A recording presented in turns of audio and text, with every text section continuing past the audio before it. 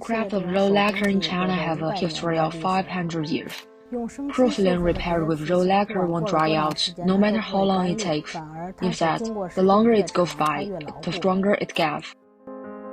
Most of the ceramic chips date from the Ming and Qing dynasty, so we repair them in a protective way to restore its original look. The little ball in my hand is a turquoise ball from Qianlong period of Qing dynasty. We need to pre-glue it.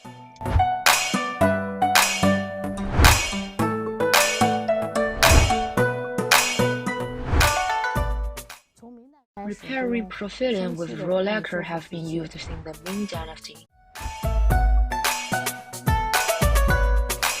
In the past, lacquer is a very precious raw material.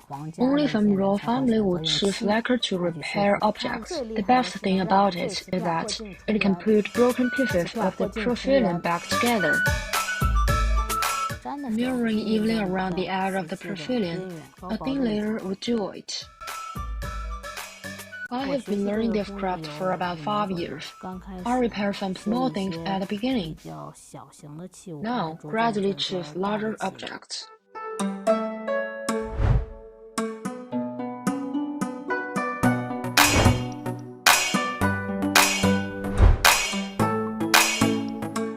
When we repair objects with lots of missing parts, we can fix it with wood.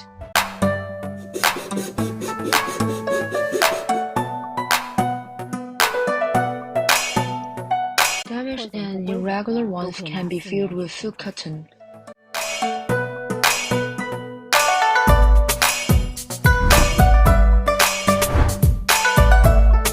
Generally, the ashes is used in some crevices and fewer missing places of porcelain. So this process takes patience and time.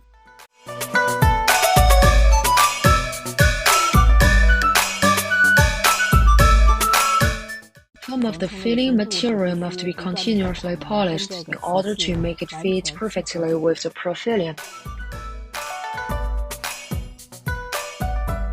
The missing position is now smooth and rounded.